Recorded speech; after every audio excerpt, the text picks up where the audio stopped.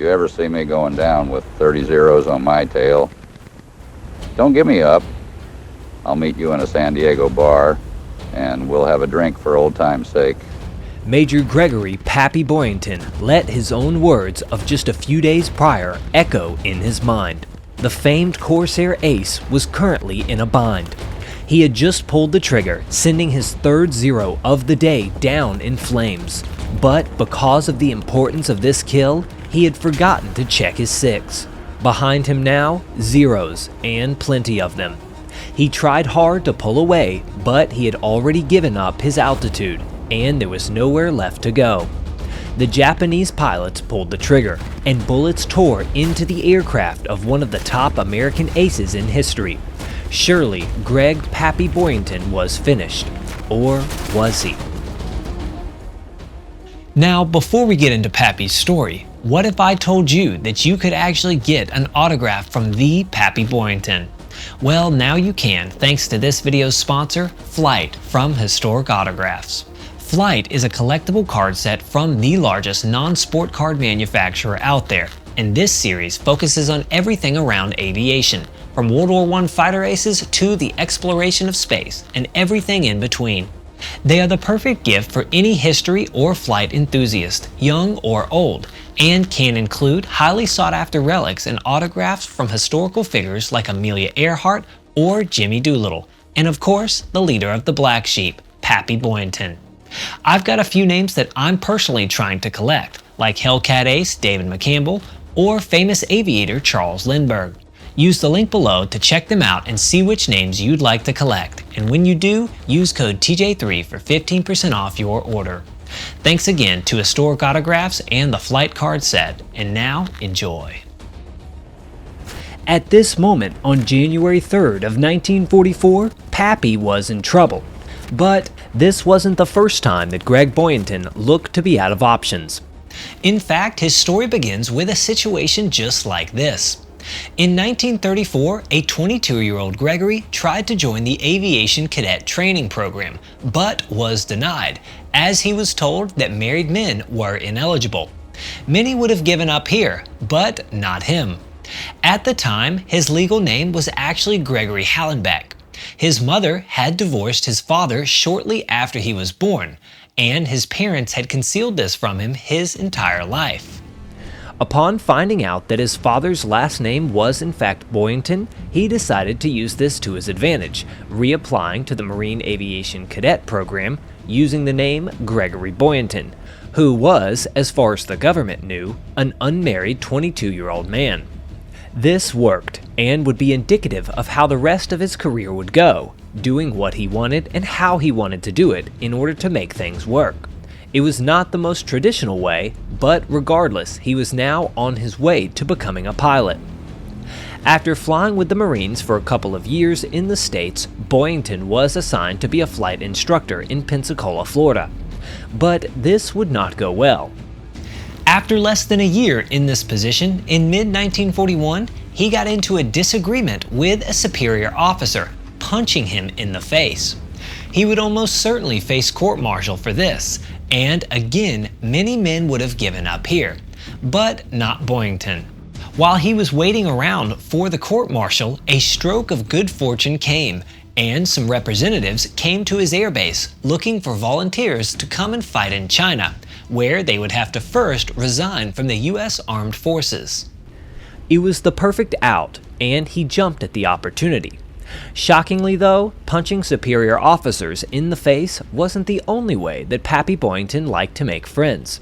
He also liked to make friends with those at the Great Atlantic and Pacific Tea Company, who sent this letter to the United States Bureau of Investigation, letting them know that Lieutenant Gregory Boyington was indebted to them in the sum of $300 for food purchases made on his account while stationed in California. And unsurprisingly, efforts to contact him about collection were unsuccessful. And in case you were wondering, a $300 balance on food and tea would be $6,191 today. Clearly, Pappy enjoyed high-class meals, but he would have to leave all that behind when he joined the fighting in China, where he was destined to make even more friends. Here, he would be a part of the American Volunteer Group, more commonly known as the Flying Tigers. This would be where he would get his first taste of combat in a P-40 emblazoned with the famous shark teeth. While flying over China, he would do quite well. He scored his first confirmed kill here over a Japanese bomber, and then his second soon after. In a short period of time, he was given command over his own flight, proving that he was a skilled pilot. But once again, as combat went on, his friendships that he was making made his time quite difficult.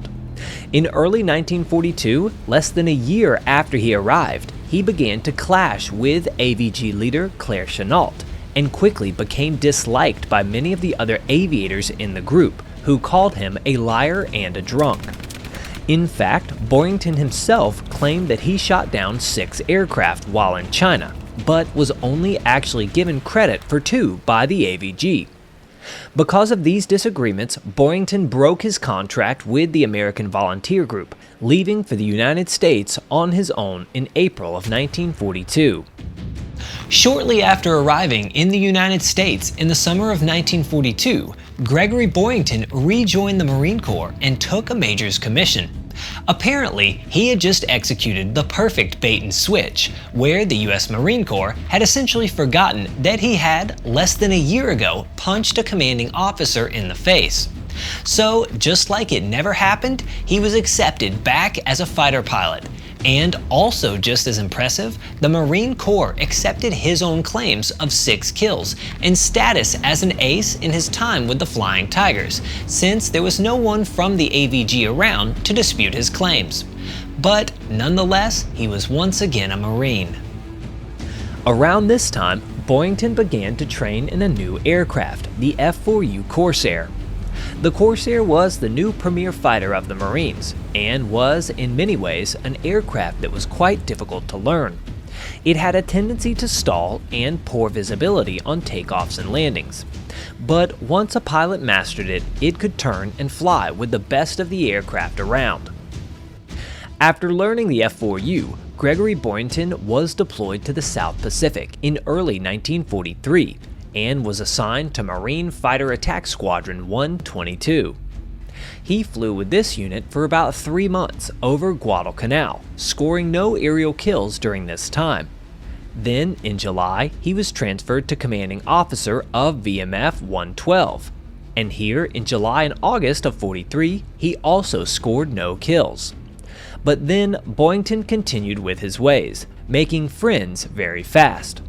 For reasons that were likely related to his heavy drinking, regular smoking, and abrasive personality, Gregory Boyington never seemed to last too long in one place. This was true once again here. This time, the move, however, would be for the better. This transfer would go on to be the one that would make Boyington's career. In September of 1943, Gregory was sent to be the leader of a brand new squadron, Marine Fighting Squadron 214. This new squadron was being assembled and would fly out of Henderson Field on Guadalcanal, right in the thick of the action. As the unit met for the first time, it became clear why someone like Boyington might have been assigned to lead this unit.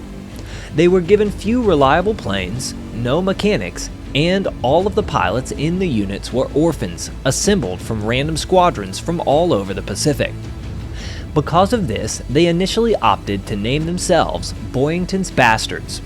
But one of the commanding officers told them that this would not work well with public relations, so it was instead changed to the Black Sheep, which essentially meant the same thing. The squadron, however, was not the only thing given a new nickname. In addition, the men of the unit quickly began to call Boyington Gramps, which progressed into Pappy. This was because of his age, being 30 years old at the time, which was nearly a decade older than most of the other pilots in the squadron. Thus, the name of a legend was born, and he was, from henceforward, Gregory Pappy Boyington. And it would not take long for Pappy to start writing his story. Just a few days after arriving and organizing this new squadron on September 16th of 1943, the new unit, the Black Sheep, was sent up to escort a large force of dive bombers and torpedo bombers that were striking Japanese positions. For the first hour or so of the mission, all was normal, and the Corsairs linked up with the bombing flight over Munda. But then, as they neared the target, the force was ambushed by a large group of Japanese fighters from the clouds. Boyington and the Corsairs leapt into action, and VMF 214 officially entered the war. In the ensuing dogfight, which was stretched out over a massive span of sky, the Corsairs of the Black Sheep claimed a massive victory, allowing the bombers to reach their target and hit it with high accuracy. The final score of the day, according to the combat report, was an impressive 19-1 in favor of the Marine Corps aviators. Now, it is important to note the full context of this. In China, Boyington had been accused of lying about claims, getting official credit for 2 when he himself claimed that he shot down 6. And then, 6 months later, with 2 other Corsair squadrons in the Pacific, Boyington claimed 0 kills. But now, on his very first mission as commander of his own squadron, Boyington tallied 5 kills, achieving the rare ace in a day feat, with the squadron diary literally using the terminology, "Boyington hit the jackpot" with 5 zeros. This is certainly an interesting way of wording it. So, was Gregory Boyington back to his same games from China? Or was he simply the kind of pilot that needed to be in command, doing things his own way to reach his full potential? It is hard to tell for sure, but this detailed report from the day lists his victories as sure zeros. And what certainly adds more confusion is the fact that the after-action report also says that Boyington, by himself, landed a full hour and a half later than all of the other squadron pilots that day. Regardless, quickly word began to spread about this new young ace from the South Pacific. Here we can see a newspaper from just a few days later, which reads, "A new American flying ace has emerged from heavy raids on Japanese bases in the Solomons with a record of shooting down 5 zeros in a single engagement. Marine Major Gregory Boyington, 30, of Okanagan, Washington, accomplished the rare feat last Thursday as almost 150 Dauntless dive bombers and Avenger torpedo bombers, escorted by fighters, raided the Belleisle Airdrome on Bougainville Island. Boyington, who bagged 6 bombers while flying with the American Volunteer Group in China, now has 11 victories to his credit and becomes one of the leading aces in the South Pacific." Simply incredible. Gregory Boyington, in a span of just 2 years, has gone from the brink of court-martial to one of the leading American aces in the entire war, now commanding his own squadron and making the papers back home. But this was only the beginning. On September 27th, he claimed another, destroyed near Kahili. On October 4th of 1943, he claimed 3 more, shot down in a single pass in less than 60 seconds. Now, this one, for example, is almost surely accurate, as he was with a group of other Corsairs who watched this attack, and he was the only pilot with kills claimed that day. Also noteworthy, however, is that he described what happened to each zero, with 1 catching fire, 1 crashing on land, and 1 actually bailing out, which is incredibly rare to see from the Japanese pilots. This brought his total to 15 kills, making him a triple ace. A few days later, on October 15th, Boyington's Corsairs were again escorting a bomber raid. This time, the bombers were B-24 Liberators. Around 1200 hours, the bombers came over their target and dropped the payload, where Japanese fighters were scrambled to intercept. This was a poor strategy by the Japanese, with their Zeros trying to climb up and hit the bombers, making them easy prey for the escorting Corsairs, who already had a major height advantage. Because of this, Boyington's preferred strategy of quick attacking passes was used to perfection. He dove down along with his fellow Black Sheep and drilled the Zeros. In this short dogfight, Boyington claimed 1 kill and was also credited with 3 more probables, while his fellow pilots took down 5 of their own. It finally seemed like the abrasive and unique Gregory "Pappy" Boyington had found a home, leading a ragtag group of pilots with less than ideal resources. His drinking and smoking was tolerated since he was now in charge, and their success was undeniable. The men began to respect him and proudly followed him into battle. As the fighting continued on October 17th, 2 days later, he bagged 3 more zeros, raising his total to 19. This would actually put him in the #1 spot in the ace race of the Southwest Pacific, taking the #1 spot from Thomas El Dorado. And the next day, he downed another one, bringing his total tally now to 20. His goal quickly became clear, passing the all-time American record, set by legendary World War I ace Eddie Rickenbacker, 26 kills. He was currently just 6 kills away. But he would have to wait before he would get his next shot. A week later, on November 3rd, Boyington was given rest. He was sent to Australia for a health and recreation period. They would return again, well rested and hungry for combat, on November 27th. But again, his hunger would not be met. For the first few weeks of December, many fighter sweeps and patrols were sent up, but the squadron sparingly found Japanese fighters, despite multiple attempts to draw the enemy up. So Pappy's primary combat here was the strafing of various targets, or simply uneventful missions. This was likely especially frustrating to the already short-tempered Boyington after hearing that another Marine pilot by the name of Joe Foss had recently surpassed his kill tally, taking the lead in the battle over the Pacific. But finally, on December 23rd, Christmas came early for Marine Fighting Squadron 214. During this mission on a strike over Rabaul, VMF 214 was assigned to low cover while B-24s and other fighters were patrolling the higher altitudes. Here, they would run into a large flight of Japanese Zero and Tony fighters. In the ensuing combat, the Corsairs got the best of it, with many of the Black Sheep tallying kills. But unsurprisingly, the star of the engagement was none other than Pappy Boyington, who tallied 4 himself, all zeros in a span of 20 minutes, at altitudes ranging from 10,000 feet all the way down to just 500. This day would bring his total to 24 aerial victories in the war, once again making the papers back home. Major Gregory Boyington bagged 4 Japanese Zeros over Rabaul today to bring his score of enemy planes shot down to 24, 2 under the record of Marine Joe Foss. The 4 were part of 26 and possibly 29 Jap planes destroyed in a raid on the enemy's New Britain base by the Marine Black Sheep Squadron. Gregory Boyington was now closer than he had ever been, just 2 kills away from tying the record of America's highest scoring ace in the First World War and regaining a share of the lead in this one. His next combat would come 4 days later, on December 27th. Here, the large force of F-4U Corsairs ran into 60 Japanese Zeros, Hamps, and Tonys. In the ensuing action, VMF 214 pilots accounted for 7 victories, with one of them being a dirty brown Zero shot down by Pappy Boyington. This one burned in for kill number 25, putting him now just 1 behind Foss and Rickenbacker. The stage was now set. His next major dogfight would be the one. He had likely started to realize that his squadron was nearing the end of its tour, and they would likely be pulled back soon. It was now or never.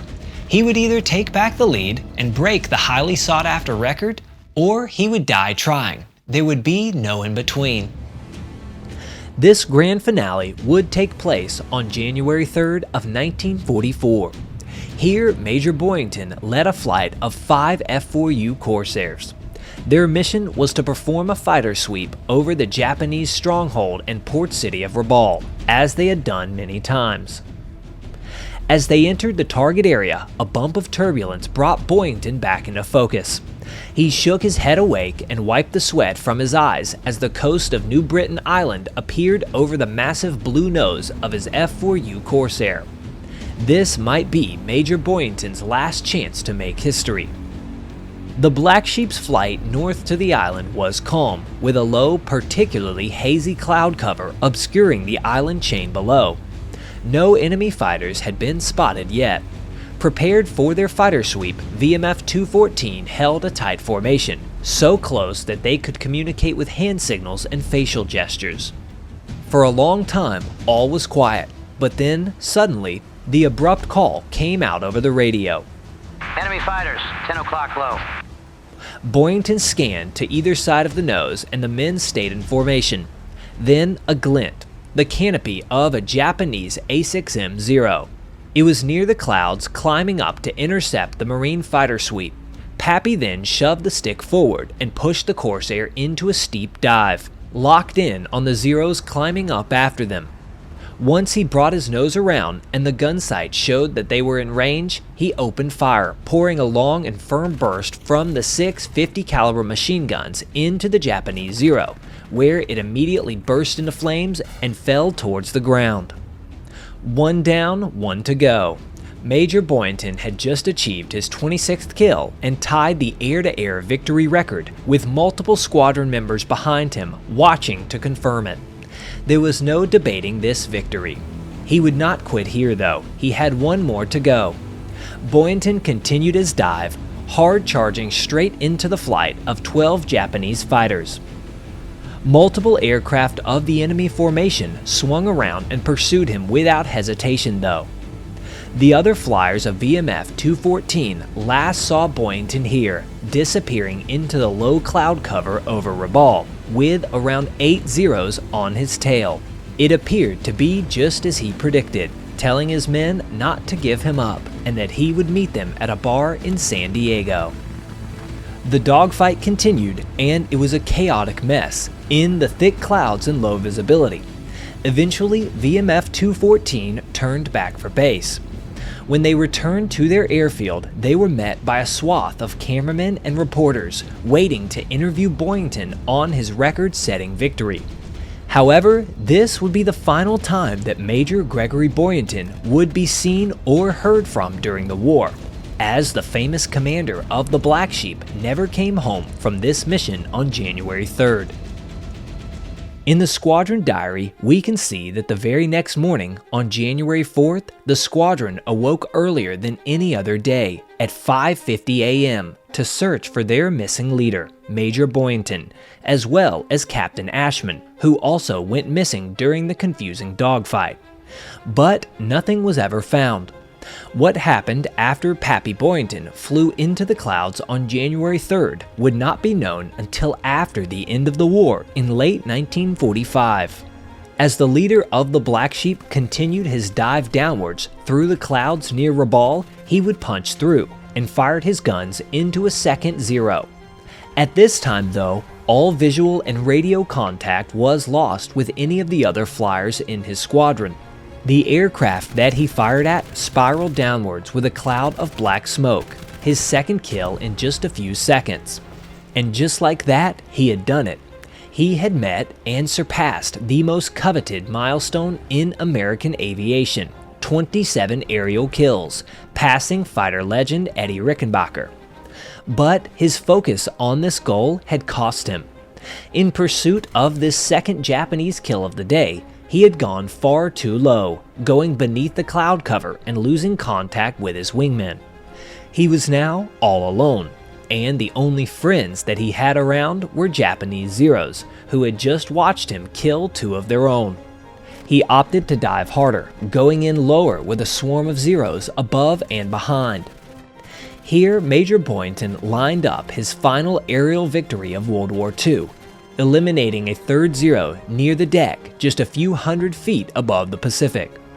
But the Zeros on him were now directly behind, and he had traded all of his speed and altitude to score these kills.